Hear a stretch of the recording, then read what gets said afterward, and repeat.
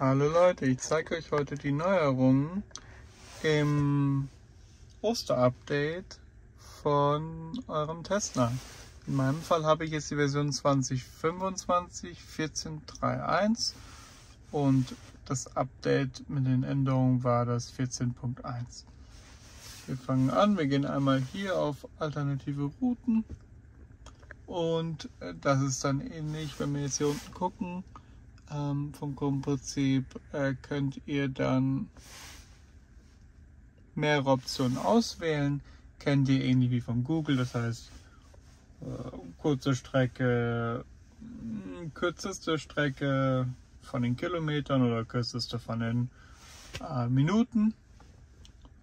Und habt dann die Auswahlmöglichkeiten und dann zeigt euch auch zusätzlich noch die Möglichkeit an, weniger Zwischenstopps auszuwählen. Das heißt, wenn ihr jetzt zum Beispiel nach Berlin fahrt, je nachdem welche Strecke er nimmt, macht er mehr oder weniger Ladestopps. Natürlich könnt ihr selbstständig auch immer noch welche hinzufügen.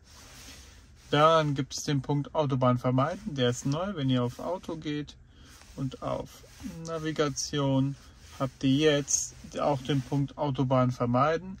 Das ist wichtig für Deutschland, weil in Deutschland die Autobahnen ja nicht gebührenpflichtig sind.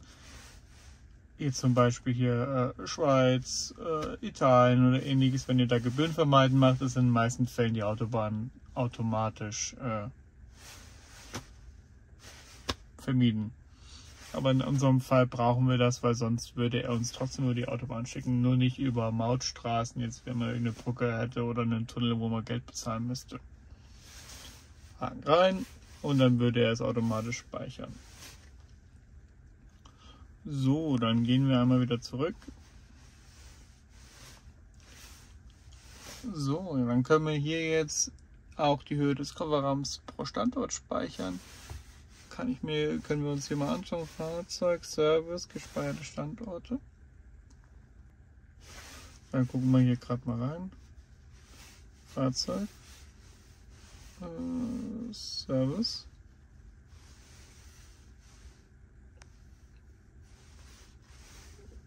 Genau, hier werden dann gespeicherte Standorte entfernen.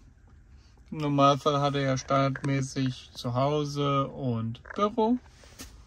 Und dann könnt ihr sozusagen, wenn ihr hinten die Heckklappe öffnet und die soll nicht ganz aufgehen, da wo es aufhört, lange auf den Knopf drücken und dann speichert er es. Und hierüber könnt ihr dann es einmal zurücksetzen. Genau, hier unten steht, wie man es einzustellen hat, beziehungsweise wie man die gespeicherten wieder löschen kann. Dann haben wir jetzt Tastatursprachen. So wie es aussieht, gibt es jetzt auch die Möglichkeit, Fahrzeug, Display, Tastaturen zu ändern. Das heißt, wir gehen hier einfach mal rein, Fahrzeug, dann auf Display und hier unten müssten wir dann wo haben wir es denn? Die Tastatursprache ändern können. Da könnt ihr jetzt in dem Fall verschiedene hinzufügen und dann auch dazwischen wechseln. Ich schaue gerade mal nach. Englisch müsste eigentlich auch drin sein. Beziehungsweise, ja, so wie es aussieht, ist jede drin, nur nicht Englisch. Aber wahrscheinlich muss man das System auf Englisch stellen, dann zeigt er automatisch Englisch dann an. So, dann gehen wir einmal wieder zurück. Dann gibt es hier noch einen Punkt Zubehör eingeschaltet lassen. Dann schauen wir mal nach. Das gilt in dem Fall für die USB-Ports.